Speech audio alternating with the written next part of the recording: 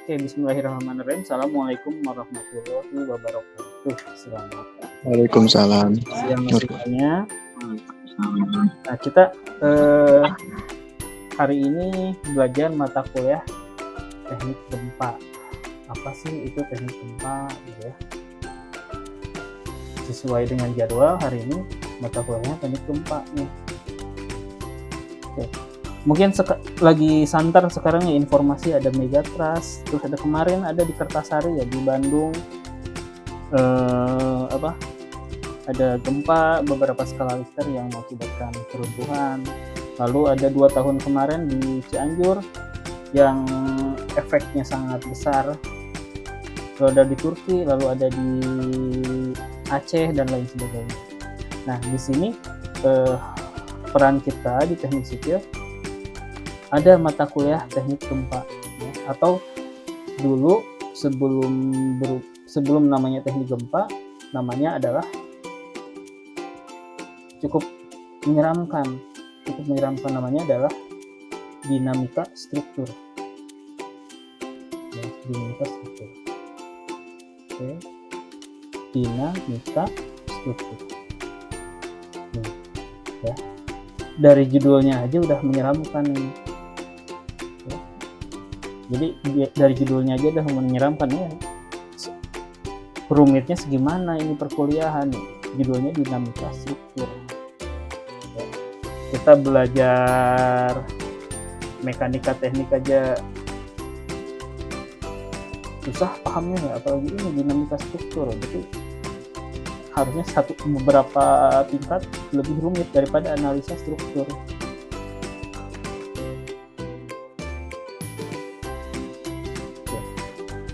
Di sini peran kita memang judulnya teknik gempa ya, Nah, cuman kita nggak akan ngebahas gempa itu asalnya dari mana, lalu cara bergerakannya seperti apa, lalu percepatannya seperti apa. Kita nggak akan ngebahas itu. Ya. Teknik gempa di sini kita lebih preventif. Ya,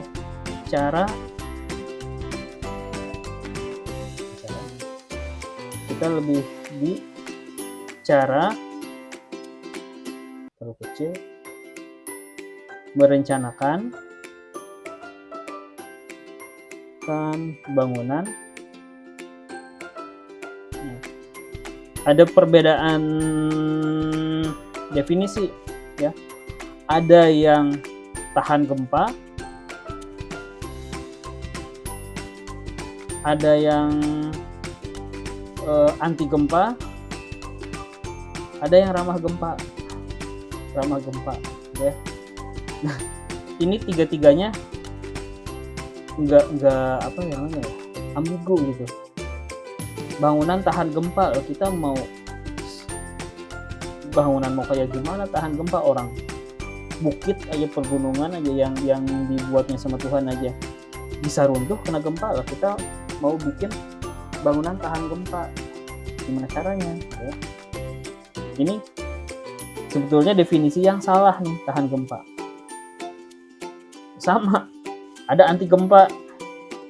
Emang gimana caranya membuat bangunan anti gempa? Kita mau bikin bangunan melayang apa di atas udara, gimana caranya ya? Susah juga gitu. Oke, ada juga istilahnya bangunan ramah gempa. Terus kalau ramah gempa gimana? Berarti kalau ada gempa dipersilahkan untuk gempa segempa-gempanya ya. Gitu ya. Jadi ini ada definisi yang ambigu gitu, yang membingungkan. Kita itu harus bangunan itu seperti apa? Tahan gempa, anti gempa, apa ramah gempa gitu. Tiga-tiganya punya definisi yang berbeda-beda. Gitu. Yang jelas kita tanggung jawab kita adalah merencanakan sebuah bangunan, gedung atau apapun itu yang ketika ada gempa, efek keruntuhan yang dihasilkan harus bisa ditahan seminimal mungkin. Gitu ya. Oke, di sini saya nggak akan terlalu teoritis, kita langsung aja studi kasus. Oke, contohnya seperti ini. Kita dalam mata kuliah ini kita akan membuat simulasi perencanaan bangunan tahan gempa. Contoh di sini denahnya kurang lebih seperti ini. Nah, ini adalah denah portal. Bukan denah portal ya, denah apa ya? Ya, denah struktur lah. Ini denah struktur. Oke. Denah struktur terdiri dari ada berapa kolom? Nah, ini yang titik-titik ini ya, 1 2 3 4 5 6 7. Nah, ini adalah kolom 8 9 10 11 12 13. Nah, ini adalah kolom semuanya. Oke. Lalu yang menghubungkan antar kolom di sini adalah balok. Oke, berarti di sini akan ada 1 2 3 4 5 1 2 3 4 5 6 7. Jadi akan ada 7 dikali 1 2 3 4 5 6 7. 7 kali 7 kolom, berarti total ada 49 kolom. Oke, jadi dari sebuah bangunan yang kita rencanakan ini total ada 7 buah kolom yang dihubungkan dengan balok-balok. Nah, jarak antar kolom di sini ada 2 dimensi.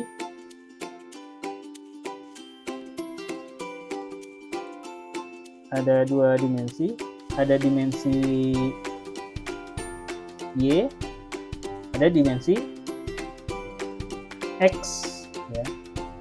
Oke. Lalu jarak antar kolom pada dimensi Y adalah 450 mm atau 4,5 meter. Jadi jarak antar kolomnya 4,5 meter dan jarak X-nya adalah 5 meter. Nah, kita akan rencanakan gedungnya seperti apa nih. Dimensi kolomnya, dimensinya seperti apa, baloknya seperti apa. Lalu si gedung ini memiliki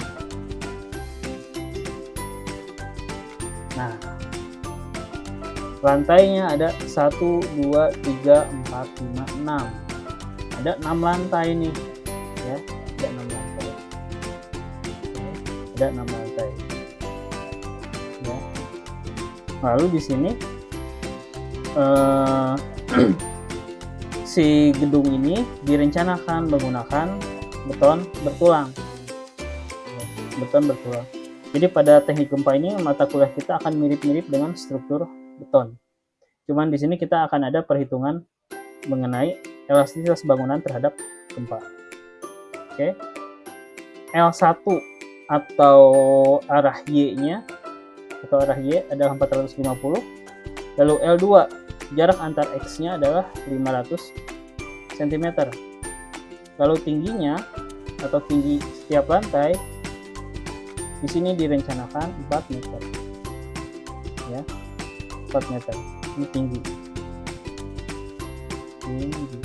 Nah, oke. Lalu direncanakan beton yang akan kita gunakan mutunya adalah FC20. Oke. Lalu tulangan yang kita rencanakan menggunakan mutu 300, FY-nya 390 atau U39. Di sini direncanakan gedungnya untuk bangunan sebuah perpustakaan. Bangunan perpustakaan. Oke. Lalu tingginya adalah 4 meter. Jadi kalau kita buat simulasi isometriknya kurang lebih seperti ini.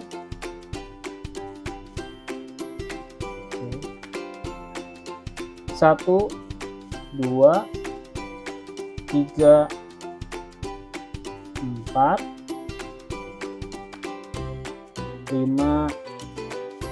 6 di kolom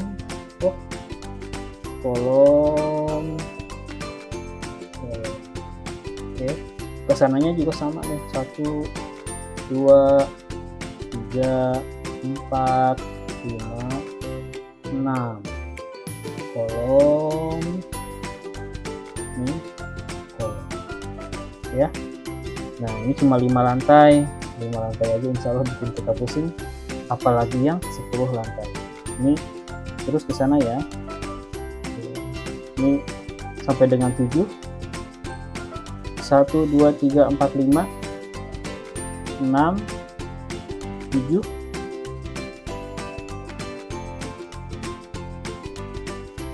Enaknya sih ini kita disimulasikan menggunakan aplikasi Etaps ya.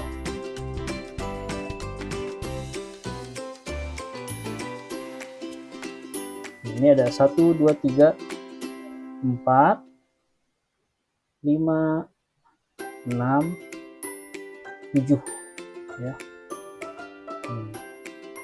Oke, maaf gambar saya jelek ya. Jadi ini bangunan cukup besar, 6 lantai dengan jumlah kolom 49 kolom. Nah ini adalah potongannya nih, potongannya. Jadi ketika si gedung ini kita buat section, sebuah potongan, maaf, kita buat potongan kurang lebih seperti ini.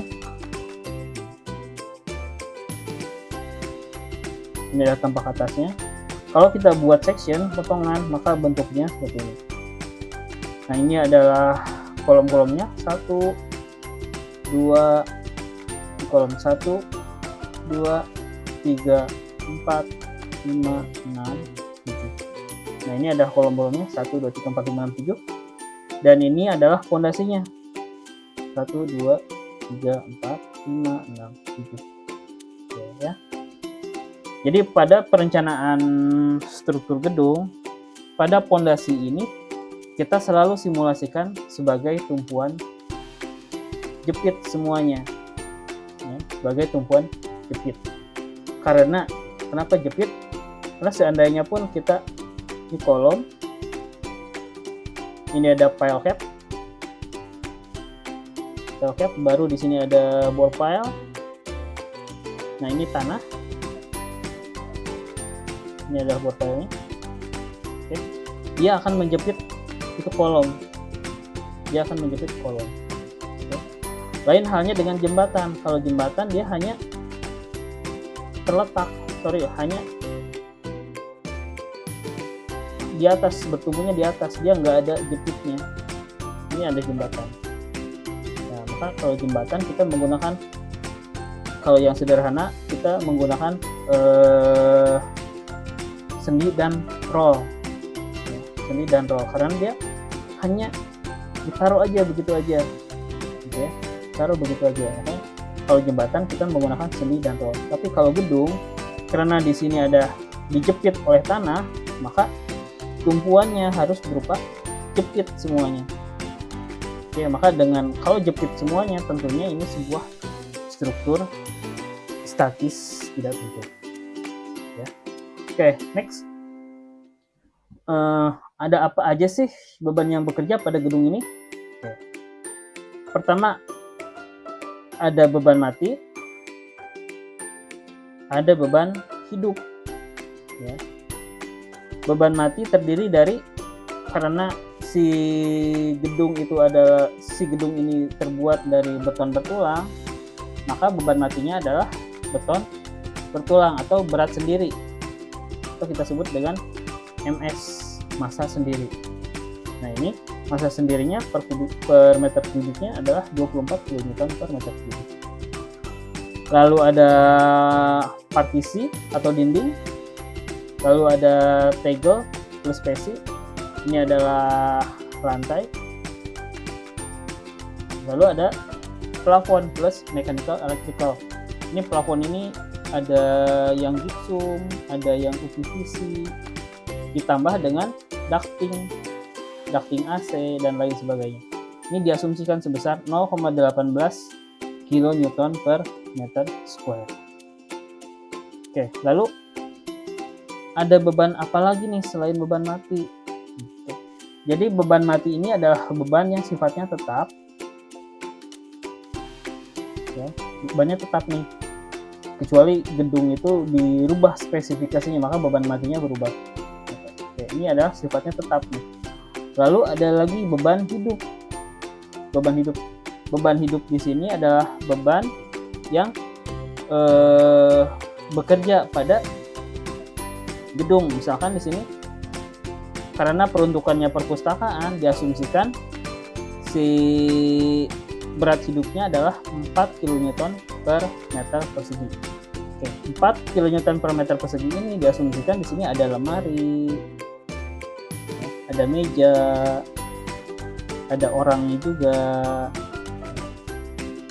Nah, ini dapatnya dari PPUBG, Peraturan Pembebanan untuk Bangunan Gedung. Ini kalau nggak salah tahun 1991. Lalu selain beban hidup yang diakibatkan oleh beban-beban berguna, lalu ada beban atap. Nah, beban atap ini adalah beban dari hujan air. Nah, air hanya bekerja pada atap karena atapnya rencananya kita akan dak beton, ya, kita akan menggunakan beton si atapnya.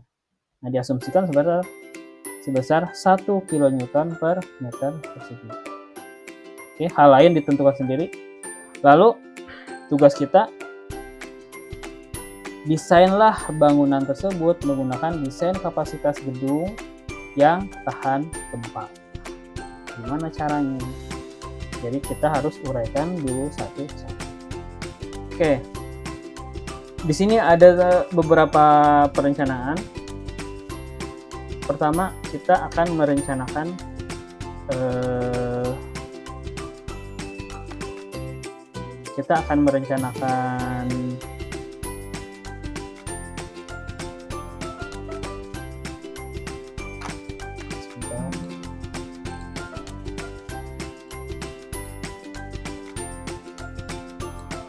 oke, di sini aja deh, susah. Oke. Desain bangunan tersebut menggunakan desain kapasitas gedung. Oke. Nah, di sini ada beberapa direkam nggak? Oke, direkam. Di sini ada beberapa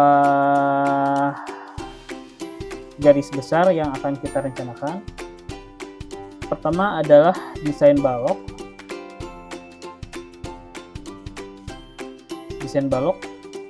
Lalu ada desain plat lantai. Yang terakhir adalah desain kolom. Ya, jadi ada 3 garis besar perhitungan yang akan kita rencanakan. Mudah-mudahan sampai akhir semester kekejar ini semua, ya, balok, plat lantai, sama kolom. Nah, pertama kita hitung dulu dimensi baloknya nih, ya, kita hitung dulu dimensi baloknya. Oke, kita copy paste dulu si denahnya.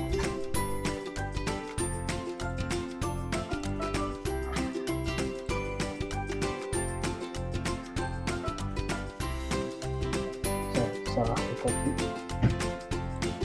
paste, import. Nah, pusing lagi deh.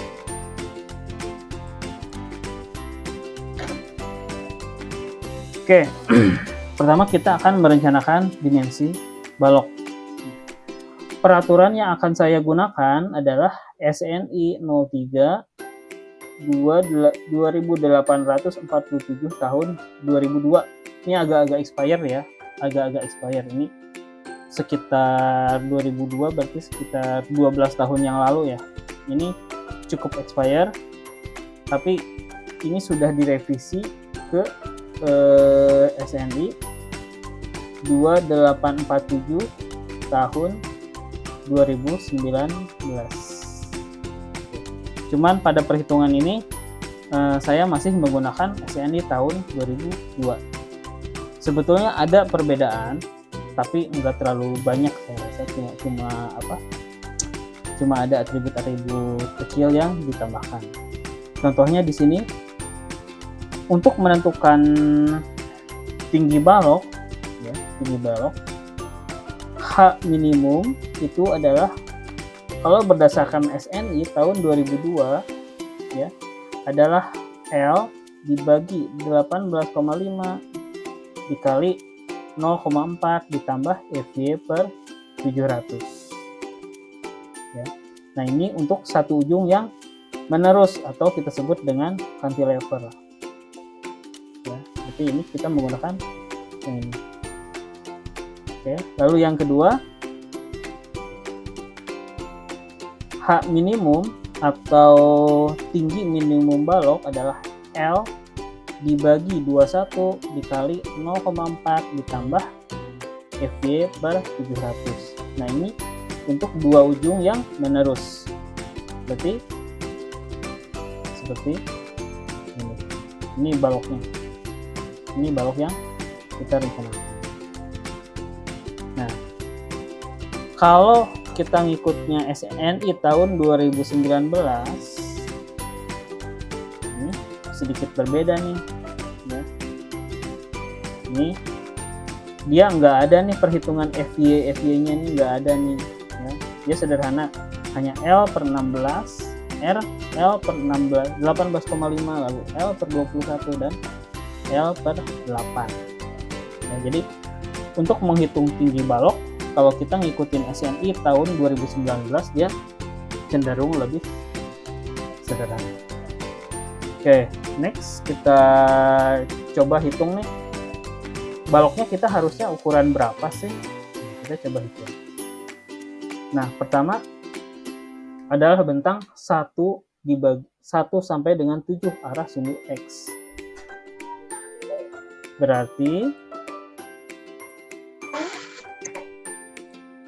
Berarti di sini sumbu X-nya ke sini nih.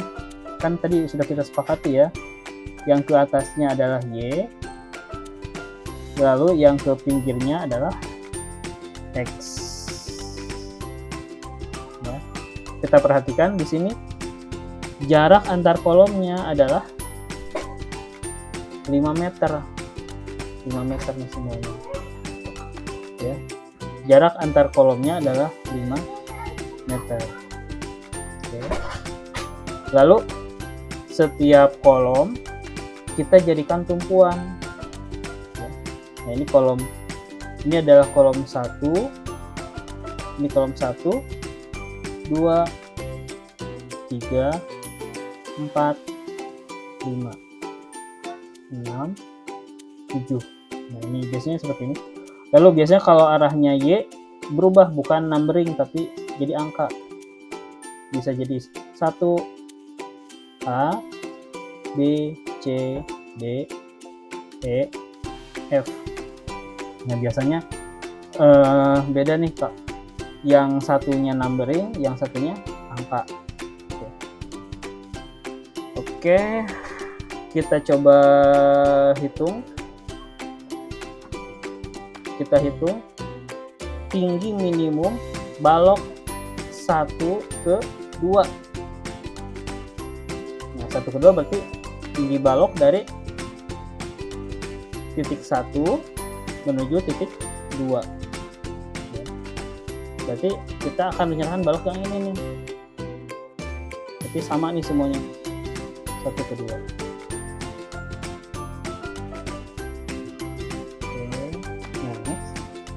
Nah, berarti di sini kita gunakan L dibagi 18,5 dikali 0,4 plus FY dibagi 700. Oke, L-nya berapa? L-nya adalah 5.000. Kita masukkan nilai 5.000 dibagi 18,5. 18,5 dapatnya dari rumus empiris yang ini nih. Jadi kalau maaf ini salah ya, berarti ini kalau di ujung 18,5 tapi kalau di tengah 21. Oke. Karena si balok 1 ke 2 ini ada di pinggir, nah maka kita gunakan 18,5. Oke, next dihitung. L-nya adalah 5000, lalu dibagi 18,5 dari rumus, dikali dengan 0,4 ditambah FY per 700. FY-nya kita dapat dari spesifikasi awal. Nah, kita rencanakan mutu tulangannya adalah mana tadi ya? Atas ya. Nah, kita rencanakan FY-nya adalah 390 nih. Ini adalah mutu tulangan. Oke. Nah, didapat hasilnya adalah 258,7. Nah, berarti balok pada 1 ke 2 ini H-nya adalah H-nya sama dengan 258,7 cm. Oke, jadi di sini H-nya, ini H minimumnya adalah 258,7 mm. Nah, ini kan cukup sulit nih. Gimana caranya kita bikin backlifting balok yang tingginya 258,7 nih? Gimana caranya? Kan bikin susah tukang nih. Tukangnya yang stres, Pak, saya pengen balok yang tingginya sekian nih.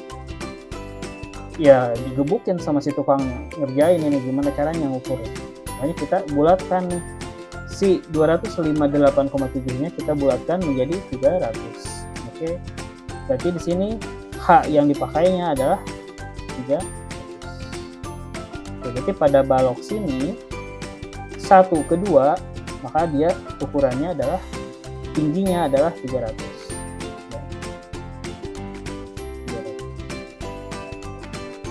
Oke, next.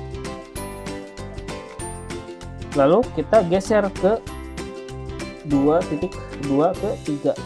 Berarti 2 ke 3, berarti balok yang ini. Oke. Kalau kita balik lagi ke rumus yang tadi. Nah, untuk yang 2 ujung menerus atau balok yang di tengah-tengah, maka rumusnya adalah L dibagi 21 dikalikan dengan 0,4 ditambah FY per 700. Nah, pada balok yang 2 ke 3 ini kita nggak pakai lagi nih 18,5, kita ganti menjadi 21. FY-nya tetap 390. Oke. L-nya ternyata sama nih, L-nya 500. Sama nih, L-nya 500 cm. Kalau dirubah ke mili menjadi 5000. Oke. Kita gunakan lagi 5000-nya di sini. 21-nya rumus. Lalu FY-nya adalah mutu dari tulangan. Didapat hasilnya 227. Oke, sama ini juga bakalan ngerjain tukang nih. Gimana caranya bikin balok yang tingginya 227,9, berarti dibulatkan menjadi 228. Ini ngerjain tukang ini ya. Maka dibulatkan menjadi 250. Oke, berarti yang ujung ini H-nya adalah 300, tapi yang di tengah H-nya adalah 250. Oke. Ini 2 ke 3, 3 ke 4, ini sama ya. Ini sama. Karena lebarnya juga sama nih, 500 semuanya. Kecuali yang ujung ini, yang ujung samanya sama yang ini. Ini sama. Ya. Oke. Tingginya sudah ya sama ya, 3,3 ke 4, 4 ke 5, 5 ke 6. Oke, lalu kita summary ini, kita summary semuanya. H-nya berapa supaya pekerjaan kita lebih sederhana, yang akan kita pakai berapa nih? Ya, ada yang 250, ada yang 300. Ya, ada yang 250, ada yang 300. Berarti kalau kita menggunakan H300 saja semuanya bisa. Ya, semuanya bisa kita menggunakan H300. Oke. Tapi karena saya cari aman, maka saya up lagi semuanya menjadi hanya adalah 600. Ya, di up lagi menjadi 600. Sebenarnya menggunakan 450, kita gunakan 300 juga masih aman. Cuman saya pengennya agak boros sedikit deh, nggak apa-apa. Nah, oke, jadi saya gunakan yang tinggi baloknya 600. Gitu. Ya, jadi tinggi balok semuanya setelah perhitungan ini kita finalisasi semuanya, kita akan menggunakan balok yang spesifikasinya tingginya adalah 600. Tingginya 600. Tingginya 600. 600 dalam satuan 600 mm berarti ya. 600 mm. Gitu. Oke, sampai di sini ada pertanyaan? Silahkan. Ada pertanyaan sampai sini? Ini Pak, halo ya. Pak. Ya, silahkan. Kalau misalkan buat beda lantai gitu misalnya kayak lantai 1 haminnya beda kah dengan lantai yang 2 gitu, 2 dan 3? Oke. Enggak. Jadi kita pengennya ngitungnya yang sederhana gitu. Soalnya gedungnya kan ini tipikal. Gedungnya tipikal nih. Dia denah lantai 1 sampai dengan 6 semuanya sama nih kayak gini. Itu tipikal. Jadi jangan mempersulit diri gitu. Kalau bisa kita buat itu. Kadang yang jadi bikin kita sering musuhan sama arsitek itu, arsitek pengennya aneh-aneh, ada kolom di tengah, lalu nggak sentris, lalu apa gitu. Kita pengennya gampang apa aja nih biar ngitungnya simple gitu, kayak gitu. Nah ini bisa aja gitu, cuman kalau bisa misalkan ini kita buat tanpa sectionnya ya. Misalkan di lantai satunya kolomnya ada 6, 3, 4, 5, 6, tapi di lantai 2 nya berkurang, lantai 3 nya berkurang lagi. Ya bisa kayak gini, cuman ya bisa aja gitu, tapi diusahakan sih H- antara lantai 1, 2, dan 3 nya itu nggak berbeda gitu, supaya hitungan kita lebih sederhana gitu Pak. Gitu. Bisa aja kita H-nya berbeda, berarti kalau H-nya berbeda dia ada kolom yang nggak eksentris. Ini lantai 1, 2, 3, 4, ukurannya sama nih. Nah tapi di sini ada kolom lagi di tengah-tengah di pas lantai 2, 1, 2, lalu nyambung. Nah ini kan berarti perhitungan H-nya beda nih yang ini sama yang ini. Lalu di sini gimana perletakannya ini? Confident apa enggak nih? Kayak gitu ya. Jadi diusahakan sama deh biar biar hidup kita enggak ribet gitu Pak. Gitu. Siap Pak, terima kasih. Oke. Ada lagi pertanyaan? Silakan. Izin bertanya Pak. Ya. Terkait tadi beban matinya Pak, saya ngelihat dinding ya Pak ya. Kalau dinding nggak masuk Pak ya? Dinding. Padahal di atas itu kan ada beban dinding Pak. Oke. Ya. Ada plafon itu. Itu yang pertama. Yang kedua, ini kan baru tingginya ya. Lebarnya mungkin ada ya Pak tulisannya? Lebarnya ada. Ntar kita hitung. Oke. Ini kenapa nggak ada dinding? Ya? mana di sini. Dia cuma ada beton bertulang, partisi, tegel, dan plafon. Jadi perhitungan struktur ini kebetulan kalau gedungnya gedung perkantoran, dinding itu hanya bekerja pada bagian luarnya aja. Hanya pada bagian luarnya aja. Oke. Sementara yang di tengah-tengahnya kebanyakan menggunakan partisi. Atau kalau bangunannya apartemen, untuk membedakan antar studio 1, studio 2, itu apartemen 1 dan apartemen lainnya menggunakan dinding konvensional, dinding bata ringan atau bata merah udah jarang gitu ya. Nah, tapi karena ini peruntukannya perkantoran, dia mayoritas partisi. Dia hanya partisi. Ya. Jadi tadi ya saya pengen perhitungan kita nggak terlalu ribet dah gitu. Nggak terlalu ribet soalnya kalau kita masukkan dinding di sini berarti beban pada dinding yang di sini, beban pada balok yang ada di sini sama balok yang ada di sini pasti berbeda. Oke. Ya. Pasti berbeda. Jadi untuk kebutuhan yang lain-lainnya silahkan custom sesuai kebutuhan pada project yang kita rencanakan. Nah kebetulan di sini dindingnya nggak dihitung nih Pak, supaya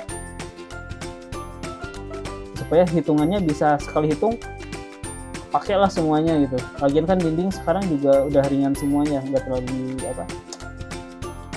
not a big thing gitu kalau dinding zaman sekarang. Karena kan bahkan fasad aja sekarang udah pakai precast dari AAC gitu. Jadi lebih ringan dinding sekarang. Makanya dinding sekarang tuh nggak terlalu perhitungannya nggak terlalu diperhitungkan, nggak terlalu jadi momok yang sebuah menakutkan gitu. Justru yang paling berbahaya adalah beban hidup. Nah beban hidup kita nggak akan tahu nih. Kalau sekarang jadi perpustakaan, apakah 5 tahun ke depan masih perpustakaan? Bisa aja berubah jadi rumah sakit atau apa gitu. Sementara perhitungan kita dari awal sudah perpustakaan, kayak gitu. Nah, pertanyaan kedua tadi apa tadi ya? Nanya keduanya apa ya? Lebar Pak, baru dibicarakan mengenai tinggi kan tadi lebar baloknya. Oke. Untuk ini kita jadi dalam perencanaan awal sebuah balok itu yang kita cari duluan adalah tingginya Pak. Yang kita cari duluan adalah tingginya. Lalu lebarnya, kok tinggi doang, lebarnya dari mana kita tahu? Nah, kita lihat dimensinya. Jadi, untuk penentuan lebar balok dapat diambil sebesar D sama dengan 1,5 sampai 2 kali B. Jadi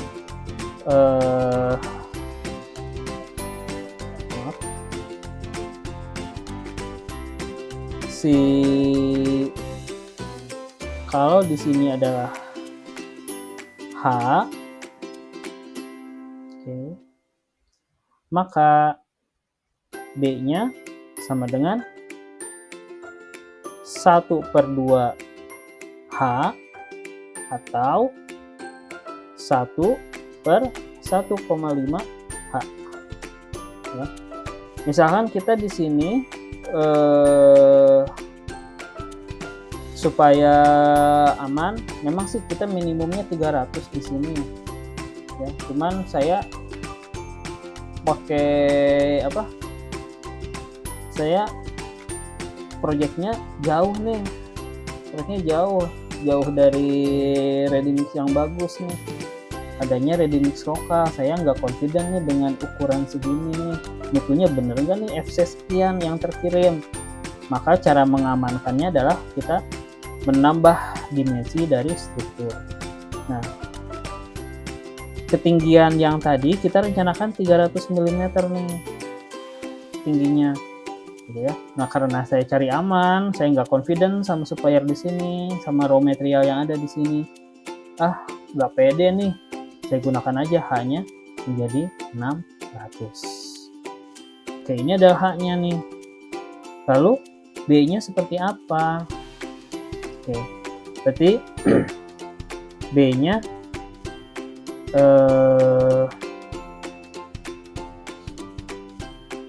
B-nya kita gunakan B sama dengan yang tadi ya, B sama dengan setengah H, berarti B sama dengan H dibagi 2 atau 0,5 H. Nah, tapi H-nya H yang mana dulu nih? H-nya H yang mana dulu? Kita harus hitung yang namanya, ada yang namanya tebal efektif beton. Ada yang namanya tebal efektif beton. Dalam artian si beton ini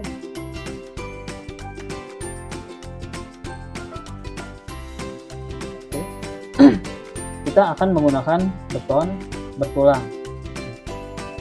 Beton bertulang ini tentu di dalamnya ada ada tulangan nih. Ada tulangannya. Kalau ada tulangan pokok berarti harus ada tulangan buat sengkangnya atau tulangan cincin atau ring.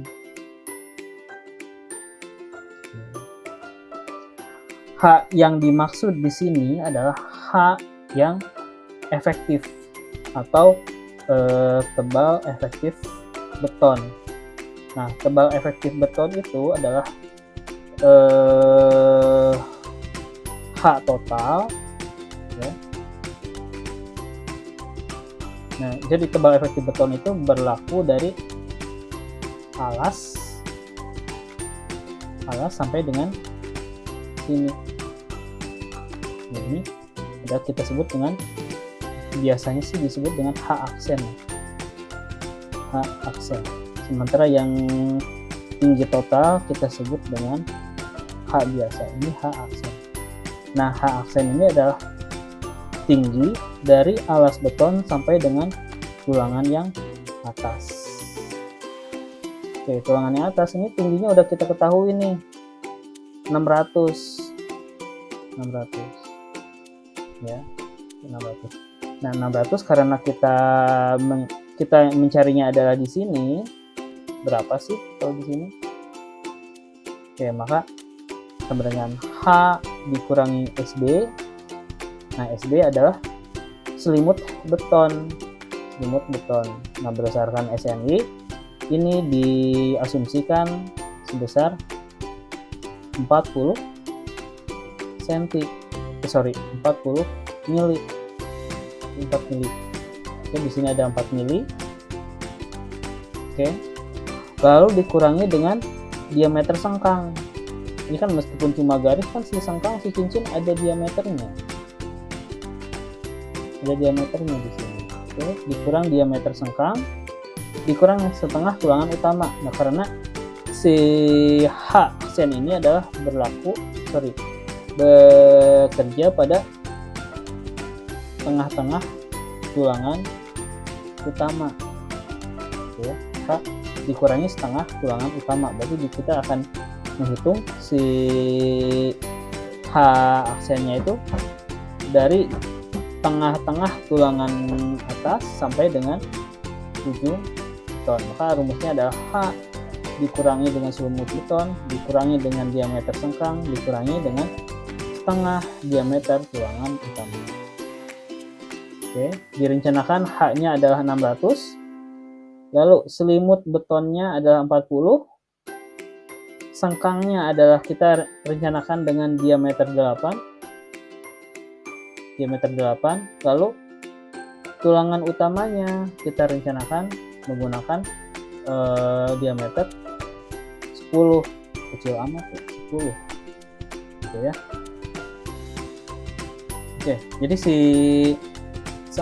sengkangnya kita gunakan diameter 8, si tulangan utamanya kita gunakan diameter 10. Didapat si H aksennya adalah 540. Oke, berarti kalau kita mencari B-nya atau lebar dari balok, maka tadi ya B sama dengan H, tapi di sini hanya H aksen ya, H aksen per 2. Maka hasilnya adalah 273. Oke. Bisa per 2, bisa, atau 1,5 juga bisa. Oke. Di sini didapat 273. Nah, ini karena dia ukuran ini bakal nyusahin orang, maka kita bulatkan menjadi 300. Ya. Oke, berarti di sini untuk balok mana tadi ada denahnya. Nah, untuk balok Ctrl C. Oke. Ya, ini adalah arah X, ini adalah arah Y. Oke. Berarti ini semuanya karena tipikal, berarti semua balok yang arah X semuanya adalah 30/60. 30/60 ya. Sesuai dengan perhitungan tadi, kita dapatnya adalah 300 kali 600. Ini semua sama 300/600. Ini juga sama 300/600. Sama. Ini sama semuanya. Ya. Ini bisa berbeda apabila si lebar antar kolomnya berbeda. Misalkan di sini 500, di sini 600, di sini 500 lagi. Ya. Ini yang ini tentu si lebar baloknya, ukuran baloknya pasti berbeda nih yang ini nih. Ya, karena ini sama tipikal 500 semuanya, maka semuanya sama. Gitu ya. Oke. Dapat. Nah, ini adalah arah X, baru arah X. Ya, jadi dimensi baloknya semuanya menggunakan seragam 300 kali 600. Oke, next. Arah X-nya sudah. Nah, kan kita ada dua buah balok, ada yang arah X, ada yang arah Y, yang kesananya berapa ukurannya. Nah, dengan cara yang sama kita hitung semuanya nih. Cuman di sini si arah Y ukurannya beda. Kalau yang tadi adalah 500, tapi yang di sini adalah 450.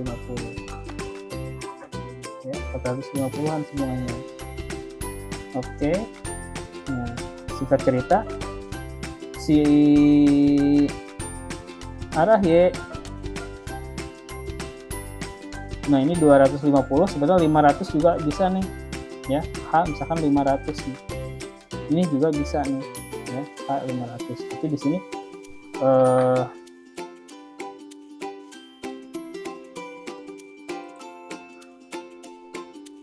jadi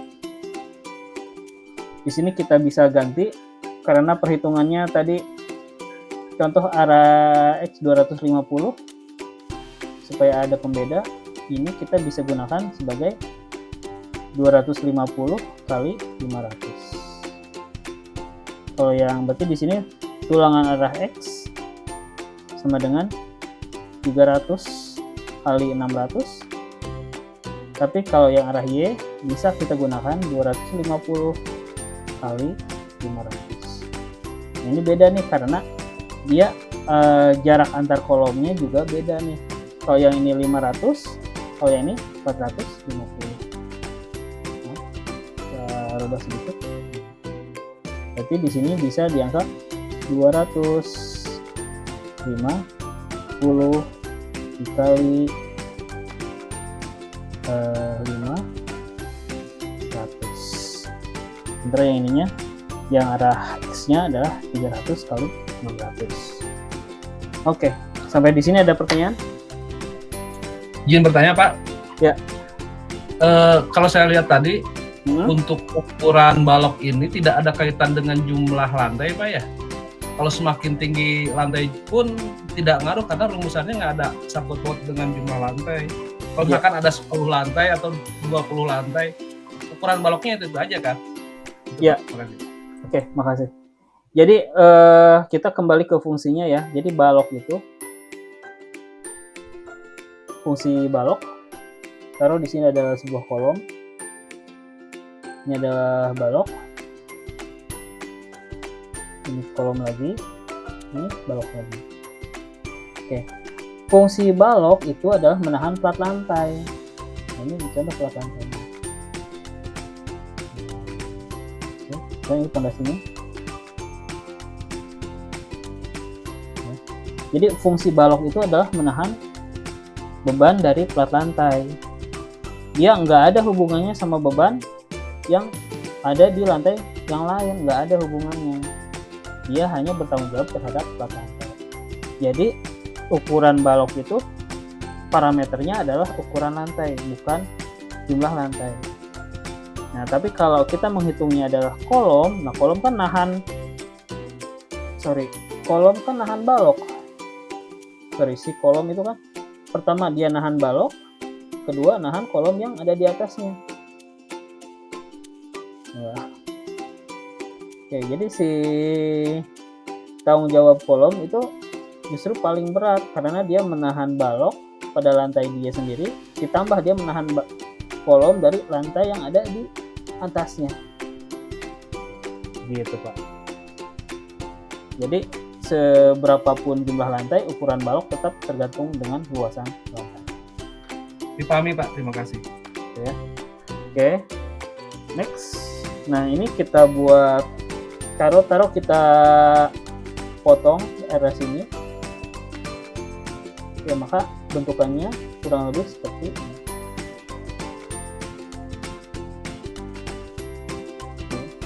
Ini baloknya. Ini baloknya. Ini baloknya. Oke. Ini contoh kayak gini. Seandainya yang Y-nya kita rubah menjadi 200 kali 500, maka untuk yang X-nya adalah tetap 300 kali 600, sementara yang Y-nya ini sama 300 kali 600. Sementara yang arah Y-nya adalah 250 dikali dengan 500. Gitu ya. Jadi kalau kita ambil sampel nih, salah satu di ujungnya sini, ya. Nah, ini untuk bangunan yang sederhana ya, macam perkantoran, sekolahan gitu. Untuk bangunan yang agak rumit macam mall, stadium, gimnasium, itu insya Allah lebih rumit dari ini. Jadi kita buat perhitungannya lebih lama. Kalau ini kan udah pukul rata aja deh, semuanya disamain. Tapi kalau misalkan mall kan karena kebutuhan tenan, lalu ada gimnasium atau stadion, itu insya Allah lebih rumit lagi. Masjid juga rumit, gereja juga rumit. Pokoknya bangunan-bangunan yang sifatnya celebration itu dia cenderung lebih rumit perhitungannya dibanding mall atau dibanding perkantoran. Perkantoran kalau misalkan kita buatnya taruh 80 lantai ya, asal tipikal kayak gini ya gampang, tinggal dikali aja 80 semua. Begitu. Oke, ada pertanyaan lagi? Ada pertanyaan lagi? Silahkan. Nggak ada ya? Oke, ini kita masih dua.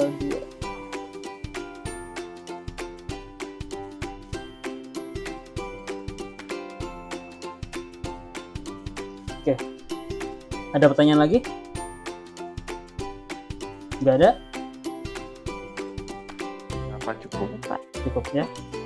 Oke, ini pertemuan ini saya cukupkan dulu sekian.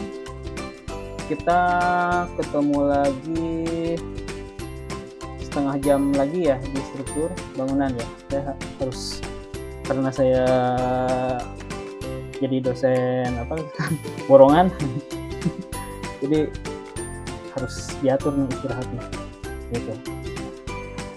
Oke, gak ada pertanyaan ya. Hari ini belum ada tugas. Oke, lalu satu lagi, karena mata kuliah yang peminatan ada 2 buah mata kuliah, yaitu struktur kayu sama jembatan. Udah ya, 2 mata kuliah kan? Nah, di situ ternyata setelah saya koordinasi sama prodi, pertemuannya nggak full 1 semester ternyata. Ya, jadi si setengahnya kita bisa pakai untuk jembatan, lalu setengahnya kita bisa pakai untuk struktur kayu, gitu ya. Nanti saya rencanakan pukul habis isya ya, sekitar jam 7-an. Jadi pertemuan pertama kita jembatan, pertemuan kedua kita struktur kayu, ketiga jembatan lagi, keempat struktur kayu lagi. Gitu aja ya, biar tercapai ya. Gimana, sepakat nggak? Oke, Pak. Ikut. Itu ya. Oke. Pertemuan ini saya cukupkan sekian, mudah-mudahan bermanfaat. Kita ketemu lagi pukul 14.30. Terima kasih. Assalamualaikum warahmatullahi wabarakatuh. Waalaikumsalam. Waalaikumsalam.